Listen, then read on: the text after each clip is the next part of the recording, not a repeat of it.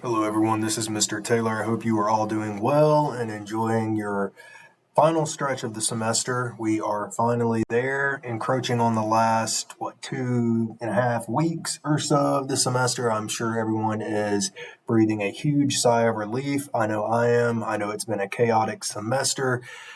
Either way, this video is intended just to give you a brief walkthrough, just to provide some administrative updates of where we are, what to expect, etc.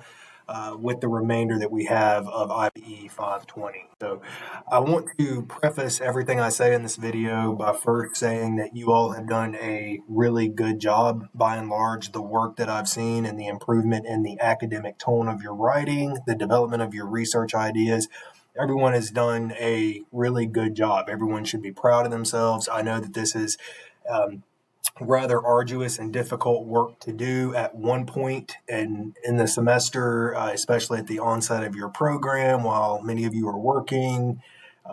And at the same time, many people do not have adequate preparation leading up to this class. So taking all of this on is no minor undertaking, and none of that's lost on me. So I do want to say kudos to all of you. Some updates about the critical analyses. Those have taken 2 to 3 weeks with some rationale behind that, in that it's been taking on average about 4 hours to review those in detail. Keeping in mind that those reviews consist of word by word review, sentence by sentence review, structure, document formatting, your research ideas, evaluating the logic of your argument, your claims. A lot goes into the review and editing of those analyses. That's why there are only 2 papers in the class, and they're just different iterations of the same research project. A lot of time goes into reviewing this content. I will say that they are graded stringently based on the edits I've provided to you previously via the diagnostic coursework, diagnostic writing assignment. Any edits that I've pointed out serve as a basis for grading the improvement of your writing and your tone, as well as the feedback and notes from when we had our consultation research session. So all of those documents that are available to you through Canvas, all of those notes, all of the work to date. There have been a few that have been returned for insufficient quality due to various reasons. Be sure that if that applies to you, that you review my email and notes in Canvas and respond. I am here if you need any assistance. Otherwise, if you just received a grade, you are all set to proceed to the final lit review. Everyone should be continuing their research on their own. Do not stall your research. Do not stall your work waiting, pending my comments, my edits, your grade on the analysis. Continue your work. This course is designed in such a way that you have to continue conducting your own research in the background, tapping into the resources that are available to you, so that none of this hits you at the last minute. And so I've got a small handful of students for whom I still need to review and get your content back. Don't fear, carry on, proceed with conducting your own research. The edits and suggestions that I provide back to you will be written so that you will be able to take the content you've been working on and rearrange, adjust, make corrections based on the feedback. You will have it in plenty of time for the final. The final due date for the main lit review, the final lit review, which is the culmination of everything you've done in IPE 520, is May 1st by 5 o'clock p.m. Eastern Standard Time. I have to receive it in the Dropbox by that date. When we get to finals week, the turnaround time for me is very quick. So I have to review everyone's content, which is very time consuming in nature, but I have to do it in an already punctuated manner in order to enter final grade. So get that to me by May 1st. There won't be any exceptions to that due date. So that due date will stand. It's non-negotiable. And if you have any questions or you want me to review any of your materials, remember that there are office hours available. Those of you who have scheduled office hours will know that I've already pretty much conducted a thorough review of your content if you took the initiative to reach out and schedule an appointment with me, which has probably made your life a little bit easier. So just know that all of the same resources are available, office hours with me, reference librarian appointments, Ethel K. Smith Library, both virtual and in person.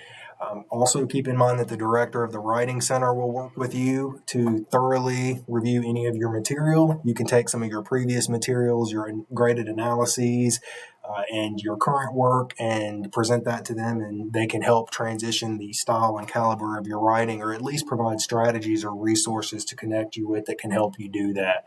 So all those same resources are still available. Just a note about modules in the future. This week's module has 2 assignments involved. You'll notice that the primary is to finish the other half of your annotations, and that's 12 to complete the 24 minimum required. Again, that assignment is exactly the same. All you have to do is take the same document submitted last week and add the additional 12 annotations to it. And then you also are being assigned to meet with your peer partner. This is going to be your peer support, if you will. This is going to be another set of eyes to look at your research, your idea, your main claims, the organization of your content, your sources. And so those are the only 2 assignments of this particular module, but note that you really do need to review all course content. You need to go back and re-review the final lit review instructions and rubric. I will be completely transparent when I say my goal is to make sure that you've accomplished the learning objectives in this class, meaning that your writing has achieved the minimum standard required of graduate and professional coursework and writing and research. And so if your writing and your content is not there, it will be graded accordingly. So the rubric is very objective. The exact elements of what is being graded can be found on that rubric. And again, keep in mind, it's objective, but I'm also looking back at all the edits I provided to you. I'm looking at overall growth in your academic tone. But keep in mind that this is the final assignment. This is 45% of the overall course grade. So because it's the end of the semester, submitting something that's subpar, trying to get everything done to wrap the semester up may have some pretty significant negative implications on the cumulative course grade. So keep that in mind. Aside from reviewing the instructions, I've put together a cheat sheet page, if you will, and this is a lot of text on here that I've separated out. These sections and all the information herein consists of answers to questions that I usually receive at this level. So in other words, what are the writing aspects that I need to really focus on, and what are some things that I need to take into consideration in general, hence this first box here, but also what about the organization of my lit review? What do I do from here? How do I organize this? And so I provided some detailed and copious notes about the different sections that you normally see, and then some common writing mistakes and a basic outline here.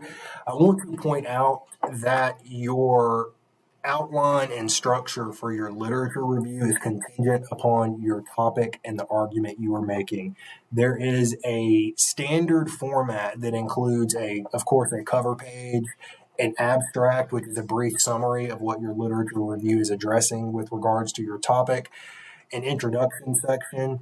There's often a definition of key terms section immediately following the introduction, and this is where you define all abbreviated terms that you use in your content, but also it's an opportunity to define any jargon terms or any technological vocabulary or terms that you're going to be using often in your work. So that section's there for you to do just that, to make some clarification points before you jump into your content. Following that, you have your content subsections. So if you recall from our research consultation sessions, your literature review should contain 3 threads, 3 main levels of analysis. You will be intimately acquainted with those by now. It's what's in your title, it's what's in your thesis statement. They are the 3 main subsections you explored via the critical analysis. These 3 subsections in your final lit review will stay the same. The content will remain the same. You will just reorganize it, develop it into subsections. So whereas in the critical analysis you may have had subsection A, B, and C, each of those subsections will likely have subsections within themselves. So you'll have subsections in what we call seriation, different levels of seriation or different levels of subsections. The organization of that content is completely up to you. You are the academic, you have agency here. You make the decision regarding what is the best way by which to present your information to present a compelling and credible argument that can be trusted. Typically, the things that you do want to do is make sure you refer to your levels of analysis or your main ideas by the same words so that the reader knows where you're at, what you're discussing as you're progressing through your content. And you also want to make sure you present those subsections in the same order that you do in your thesis and in your title. There should be a strategic order to this. So if you do move your content or your subsections around, make sure you move those ideas around in both your thesis statement and in your topic and in your title.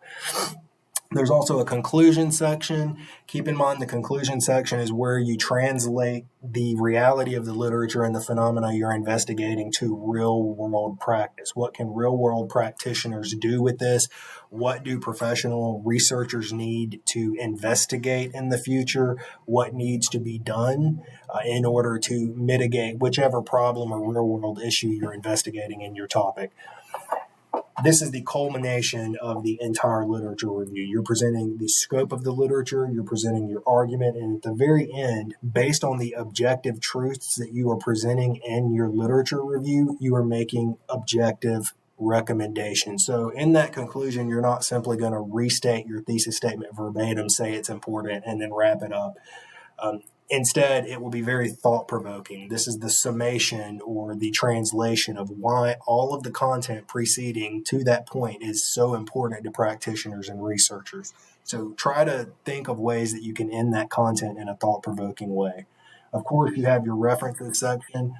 I do want to make a note that APA, as you will see in your graded analyses, APA format and your citation format, your reference citation format, those are not just recommendations. They have to be correct based on APA format. That's why the APA publication manual is one of the required texts. So make sure you have that handy. Make sure you tap into the resources you have to ensure that all of that is correct in your final documents.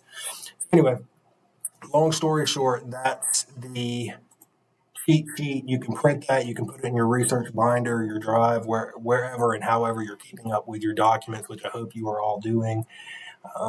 Other than that, be sure just to look at all of the content. Moving forward, I don't want to inundate everybody with work when I know that this is going to be a stressful time for everyone. As I mentioned, the grading of the final lit review is going to be stringent, so I don't want to add a ton of work onto what is already going to be a stressful time for many of you. So I am not going to publish any other modules between now and the end of the semester. I'm going to work with each of you individually. So as you're working on your final lit review and you want me to review it, feel free to come by, schedule an office hour appointment with me. I would be happy to look at your content with you in person or virtually via Zoom.